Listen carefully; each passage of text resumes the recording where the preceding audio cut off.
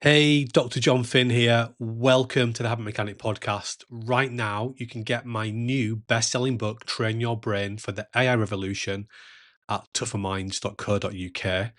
The digital book, audiobook, and physical book are all available at a special price that you won't find anywhere else. If you want to fulfill your potential or help other people fulfill their potential so you can feel great and get the rewards and respect you deserve, then I want to give you a free physical copy of my new best-selling book because you deserve to know the truth. The most important things for fulfilling your potential are not tips, tricks, hacks, therapy, coaching, meditation, breathwork, goal setting, journaling, or finding your why. I know it sounds irrational because we're so used to hearing about using these things to help us fulfill our potential. But these approaches are outdated and ineffective, and they are based on a big lie. To find out more and get your free physical copy of Dr. Jon Finn's best-selling book, The Habit Mechanic, go to tougherminds.co.uk. Hello, Habit Mechanics. It's Dr. Jon Finn here. I hope you're having a fantastic week so far. Welcome to a shorter episode of the Habit Mechanic podcast. Remember, you can listen to live episodes of the Habit Mechanic podcast inside the Habit Mechanic University app, where you can ask us questions live and we will answer you during the live streamed podcast. Inside the app, you can also access your Habit Mechanic toolkit. You can also watch our live masterclasses and join our live Change Challenge coaching sessions. You can download the app for free. We're going to talk about stress today. We are hearing from more people that they are feeling stress more and more. There's more demands on them at work to do more and more work. They're feeling overloaded. They're feeling overwhelmed. They're finding it harder to do their best work. They're finding it harder to do high impact work. So we're going to unpack some of that today and think about how we can deal with it better and give a few examples of how we've time and time again helped people to actually overcome these types of challenges successfully. Joined today by my friend and colleague, Andrew Whitelam. Andrew, how are you? Yeah, hi, John. Really great. Thank you very much. And great to be with you again. Yeah, and it's a fascinating topic, isn't it? I know on your travels in the world and in America and the City of London, you see senior leaders and business people and teams with ever-increasing demands on them brought about by ever-changing scenarios in their own particular business sector or area that they work in and operate in. Yeah, I think we can see globally, or when I say globally, I mean big sets of data showing that there is an increasing number of people who are feeling under pressure.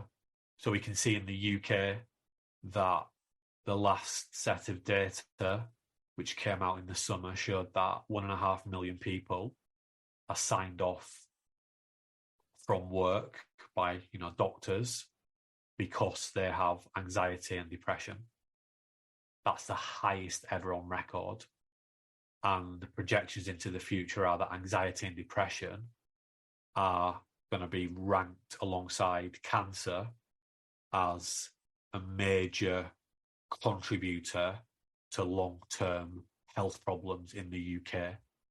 We can see in the US data published earlier this year showing that 23% of the adult population, that's about 58 million people, have been diagnosed with a mental health disorder / challenge.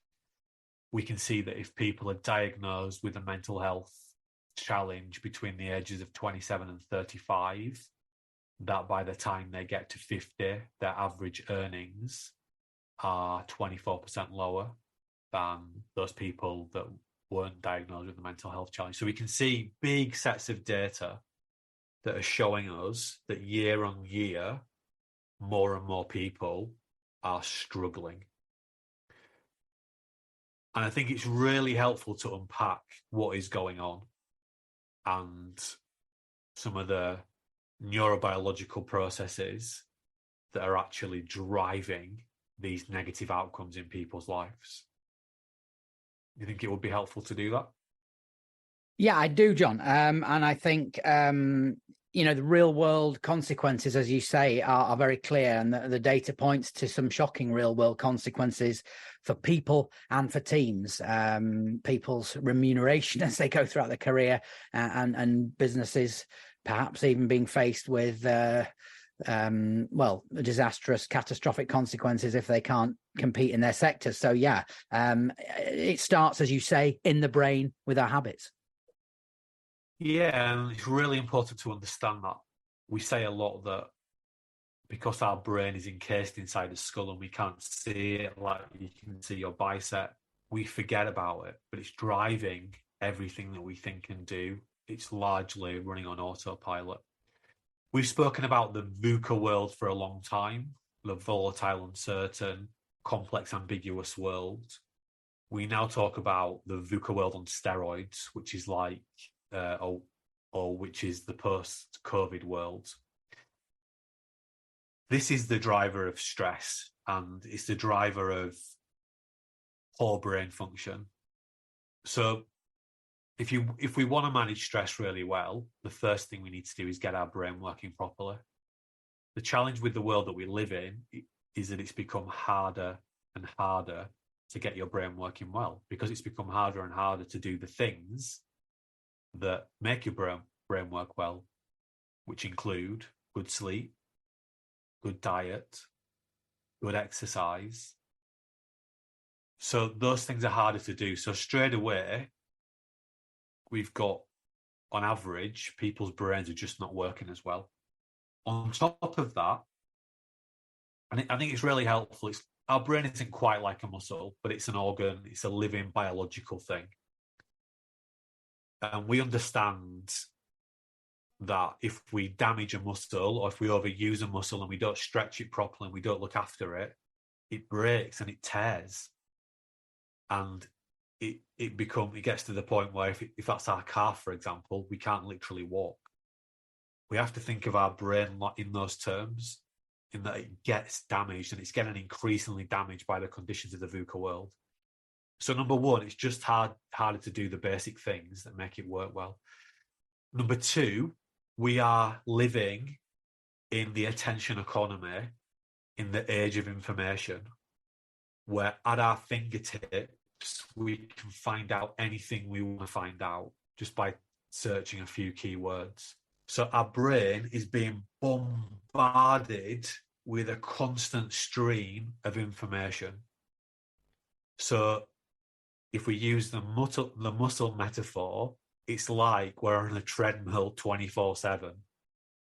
If your legs are feeling tired, or if you've got a calf strain, you don't get back on the treadmill, do you? You rest your calf. Yeah, when people are feeling stressed and burnt out, what do? They sit down and they scroll through their phone, and they put more and more information into their brain. That is the equivalent of getting on a treadmill. If you've got a strained calf, it's not a good idea. There's another reason. So it's not just the information that's coming in that's tiring our brains out. Also, a lot of the information that's coming in is jarring. It's disagreeable. It creates what we call disconnections of meaning systems, which lead to stress responses. So lots of that information, whether it's about the economy or the cost of living, or the gas price, or Brexit, or what politicians are saying, or whatever's happening in the world, creates stress responses in your brain. So that then is like a punch to your brain. We know that prolonged bouts of stress damage your brain. So stress is a natural response. Everyone experiences it. But when it's constant, it's like a punch to your brain. It damages your brain. So it's not just like being on a treadmill. It's actually like being on a treadmill and you're getting even more damage to the muscle, which in this metaphor is your brain. So we've got poorer brain function from the outset. We've got an inundated with information more than we've ever been inundated before. A lot of that information is leading to higher levels of what we call disconnections of meaning systems, which leads to stress. And then on top of that, the consequences of the VUCA world mean that we have to keep tweaking and refining what we do in order to stay on top of things, whether that's learning how to embed chat GPT or generative AI into our businesses so that we can stay ahead of the competition, whether that's working out how to get a better balance between home-based work and office-based work, because many businesses are still struggling to find that balance in the after the pandemic. We're having to deal with young people that are literally being abused by social media companies, completely taken advantage of, and we're seeing a bigger rise of absenteeism from schools. We're having to deal with the pandemic, and we're starting to see headlines again about the next variant of COVID, etc. We're having to deal with a financial crisis. So the world is highly complex, and almost every week we're having to deal with a new challenge. And our brain doesn't like doing that because our brain likes to save energy. So it resists making changes. So we've just got this perfect storm of conditions that make it really, really hard to get our brain working well at a time where we need it to be working better than ever before, because we don't work in factories anymore where we learn our craft at 18 or in our early 20s, and we don't have to learn any new professional skills for the rest of our life. And back in that time, we didn't take our work home with us, and things were fairly stable. Now we're living in a world where there's just so much complexity being thrown at us every single day. So that's the unfortunate reality of the world that we're living in, and therefore it's no surprise that people's stress levels are going through the roof. Yeah, and against that backdrop, Jon, as you said, there's more demands, there's more complexity that people face. But I know there is good news, because you talk about, through the habit mechanic approach, being able to support people so that they can develop the ability to do more of this complex work, to solve these complex challenges that they need to. You empower them to do more high impact work more often. Please tell us about how you would start to go about that with someone or an organization. Yeah, well, I think a step back from that is to say what also troubles me is that we also live in a world where there's more resilience training than ever before. There's more mental health training than ever before. There's more support for leaders than ever before. Yet there's more people struggling. That tells us that those support systems are not working. And they're not working because the fundamental principles they're based on were designed before we understood how brains actually worked. So those traditional approaches are based on what we call black box theories that were designed before we understood how brains worked.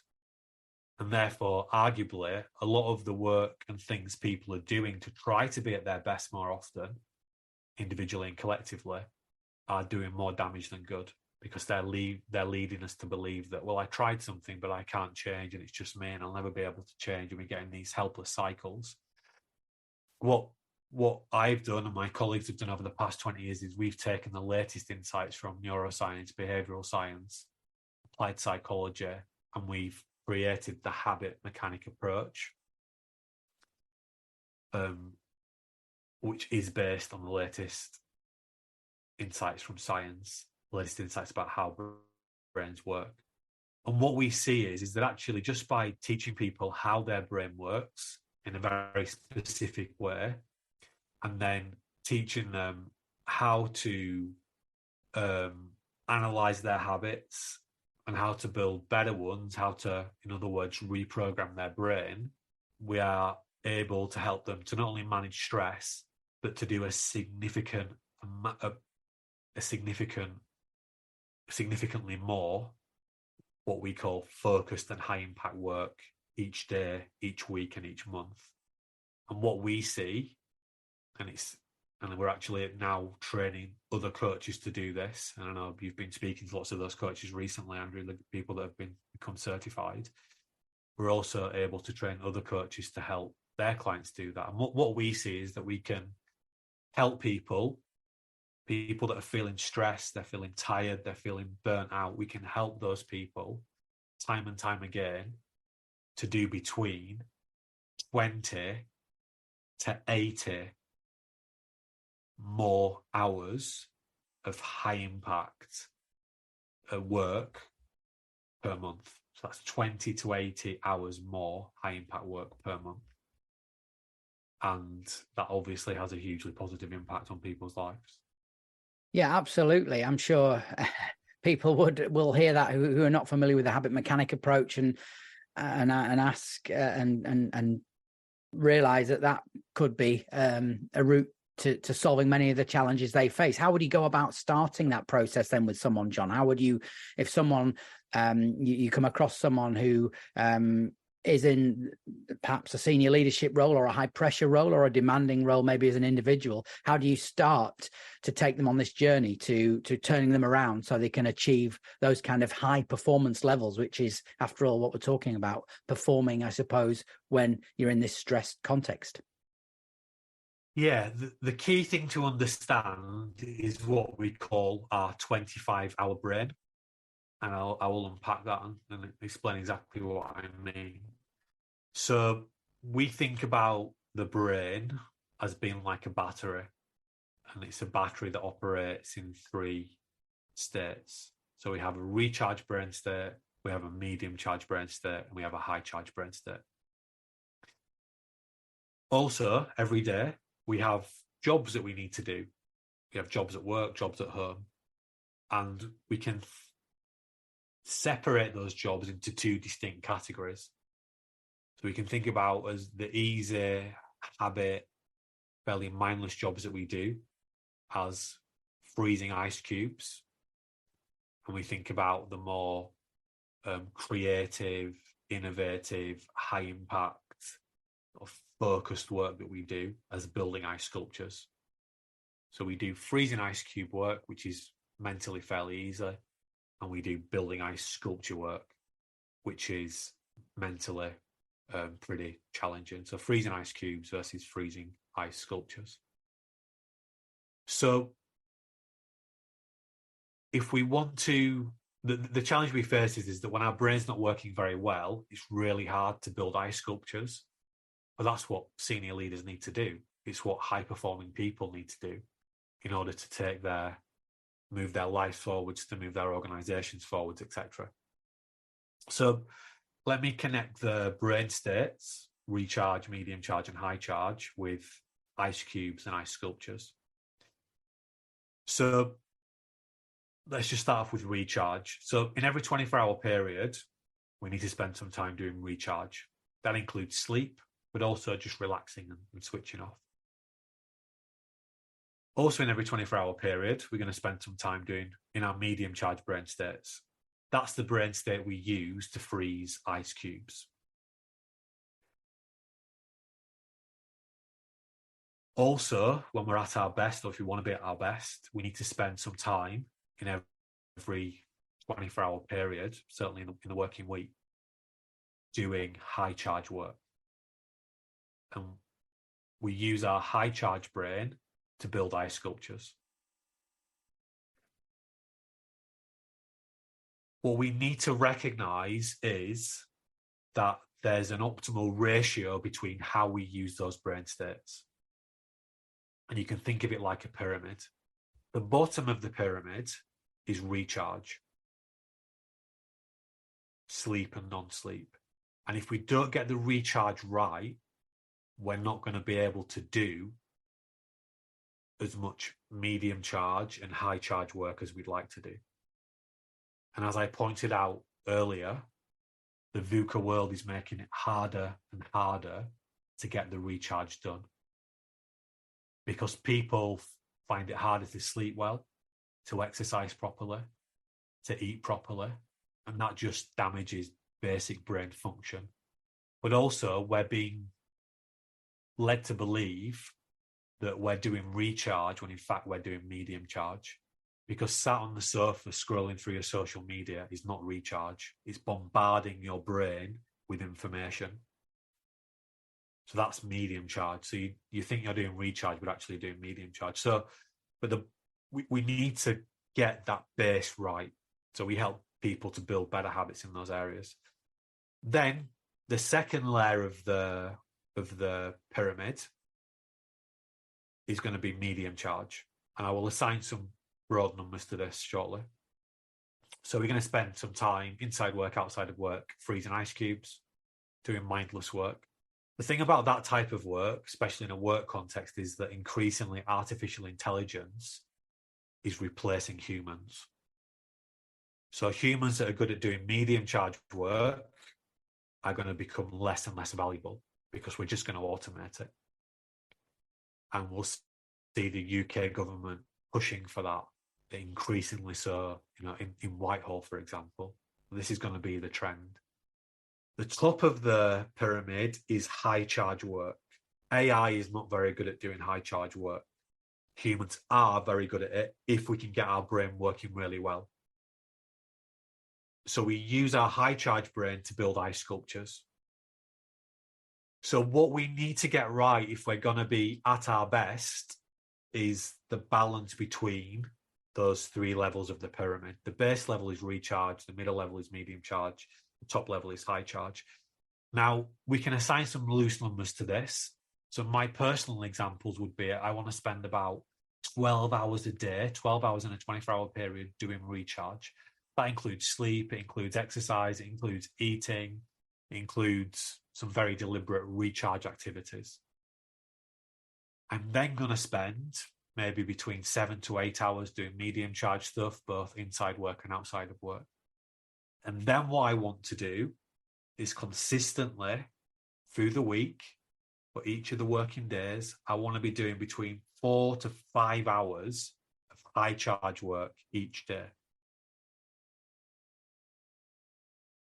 So what is the 25-hour brain? 25-hour brain is doing your 4 to 5 hours of high charge work every day of the week. So if currently you're only doing 1 hour of high charge work per day, you're leaving 3 or 4 hours on the table. So we know, and we see time and time again, when people use our system, the habit mechanics system, they're able to do not just 1 hour, but an additional 4 hours of high charge work per day. If people are already doing quite well, let's say that they're already doing 3 or 4 hours of high charge work per day, we can help them to do another 1 or 2 hours. And if you add those up across the week and the month, that's where we're getting 20 extra hours as a minimum through to 80 extra hours of high charge work.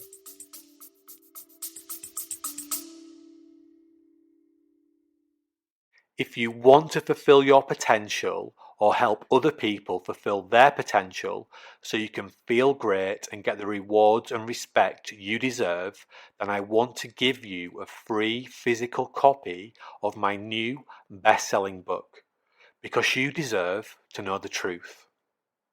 The most important things for fulfilling your potential are not tips, tricks, hacks, therapy, coaching, meditation, breathwork, goal setting, journaling, or finding your why. I know it sounds irrational because we're so used to hearing about using these things to help us fulfill our potential. But these approaches are outdated and ineffective, and they are based on a big lie.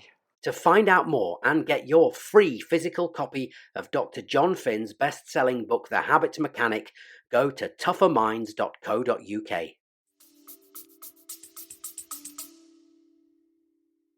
Yeah, I think the thing is, John, it's perhaps revelatory for people to understand what a limited resource this high performance zone is, if I can put it in my terms, high charge brain, as you've just explained to us. How do you go about getting someone then to get more out of that? How do you begin to work with them so that they can take off the table what they're previously leaving behind? Yeah, well, first of all, understanding their brain, then using our habit metric tools to understand your destructive habits and start learning about your super habits, and then using our habit building toolkits to destroy more of your destructive habits and build more super habits. And we have a range of ways we help people to do that. We have a do-it-yourself systems. You can read the book if you want. You can use the app. We have one-to-one coaching programs where we guarantee these results. When you work with us, we guarantee the results. If we don't get the results for you, we give you you don't pay, and we'll keep working with you until you do. And then also we train coaches or people that want to be coaches to reprogram their own clients' brains so they can get the same results for their own clients. But, the approach is all the same. We can make this sound very simple, but ultimately it takes, it's taken a lot of time to put this together. So I think if you want to get results quickly, it's best to work with us, and we will guarantee you those results. And we know that we haven't just done this at one-to-one coaching level. We do this at organizational levels as well. We can scale this across organizations. So if you want more people to be doing more focused, high impact work in your organization, this is an absolutely powerful solution for you as well. Yeah, I think that's another important point to highlight, that as we said at the start of this chat, it starts with an individual's brain, but an organization is the sum total of a group of brains, if you like. And that's something to bear in mind, that if everyone is working towards doing more of their best work more often, then there will be a collective benefit, and the results will be manifested in that area of organizational performance as well. Yeah, absolutely. Brains run organizations, and most of what brains do is automatic, and it's easier than ever to do lots of unhelpful things or automate lots of unhelpful things. And we're seeing that. And the solutions that are available just don't work because they're not based on insights about how brains work. Our solution does work. We've proven it time and time again. People that are stressed, that are overwhelmed, that are struggling to be their best, they use these techniques and they sleep better, they're more focused, they're more productive, they get to spend more time with their family, they get promotions faster, they take their businesses to the next level. But fundamentally, when you strip it all back, they're just much better able to do focused, high impact work. And when you can consistently do that day after day after day, because you've got a clear system of how to do it, then everything else in your life gets so much easier. Yeah, thanks, John. We're coming to the close of this session. We have had a question in from Emantanol, and they ask, to achieve high charge work, do you also need a higher activation? Brackets, is there a link between activation and brain states? Yeah, that's a great question, Pauline. And that is a really important ingredient, activation, in being at our best. We have an optimal, if we go back to the brain states, recharge, medium charge, high charge, you will have an optimal activation level for each of those brain states. So for me, if I want an activation, just very, very quickly, it's a measurement of our energy levels physically and mentally. And we have a dial. We have the activation dial that goes from 0 all the way around to 100. It's like a speedometer. If you're at 0 on the activation dial, it means that you're dead. That's the starting point. And if you're at 100, it means that your heart is beating as quickly as you can and your brain is racing, which means you could be pumped up, you could be angry, you could be really stressed, you might even be really excited. It kind of looks the same in your brain. So for me, at recharge, I want to be around a minimal 20 on the activation dial. I can do medium charge work at, I'd say, between about 30 and 40. But to do my high charge, high impact work, I need to be around 50 to 60. So yeah, we've got to match the activation levels. And this is, we can make this sound simple, but that's why you need to work with experts to really guide you here.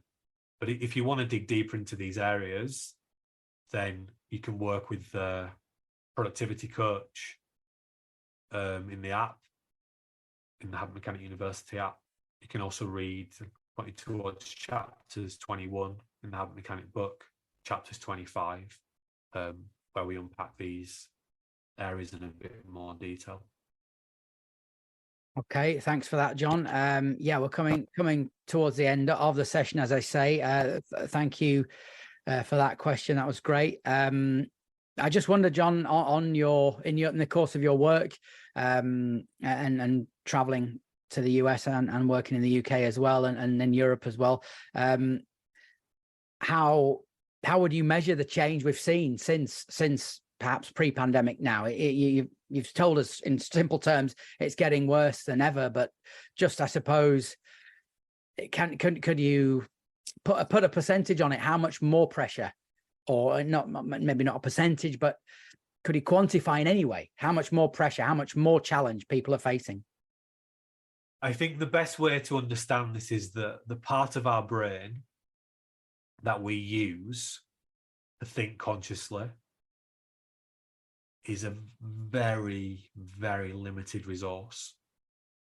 So we call it the will. We say willpower lives there. We call it the hack brain, the helpful attention control brain. It's the prefrontal cortex in neurobiological language. Sometimes it's coined as the 10-cent brain. So we talk about the limbic regions as the $1 million brain, because they're running most of what we think can do. And then we've got this 10-cent brain. So it's an extremely limited resource. So it doesn't take much to overwhelm it. And I think what really worries me is that figure in the UK where people are being signed off for work for anxiety and depression. And that is going to add, in this cycle, to the UK economy an extra 20 billion to the benefits bill, essentially. So just a little sort of creep in terms of people being really strained by what's going on has a seismic impact on our economy. And that filters down to businesses as well. And I'm sure I know businesses are struggling more with people being on sick and recruiting as well. But there is a solution. We have to start with the brain in mind and help people to reprogram their brains, I think, is the best way to think about it. So yeah, I don't think things are going to get better in terms of the challenges we're coming up against, but what we can do is take more control of our own situation. And we have the tools and the support systems to help people to do that individually, as a team and as an organization. It doesn't matter how challenging the world gets. By understanding ourselves and how our brain works, and by becoming a habit mechanic, you can do better. So the key is to reprogram your brain, and we've got tried and tested ways to do that. And the first step to reprogramming your brain is to just build one new habit. You never know that one new habit can have a hugely disproportionately positive impact on your life. And that's why we say you're only ever one habit away. If you want to fulfill your potential or help other people fulfill their potential so you can feel great and get the rewards and respect you deserve, then I want to give you a free physical copy of my new best-selling book, Because You Deserve to Know the Truth. The most important things for fulfilling your potential are not tips, tricks, hacks, therapy, coaching, meditation, breathwork, goal setting, journaling, or finding your why. I know it sounds irrational because we're so used to hearing about using these things to help us fulfill our potential. But these approaches are outdated and ineffective, and they are based on a big lie. To find out more and get your free physical copy of Dr. Jon Finn's best-selling book, The Habit Mechanic, go to tougherminds.co.uk. Thanks for listening to the Habit Mechanic podcast. If you liked it, please subscribe and tell someone else about one of the ideas or insights that you found most interesting.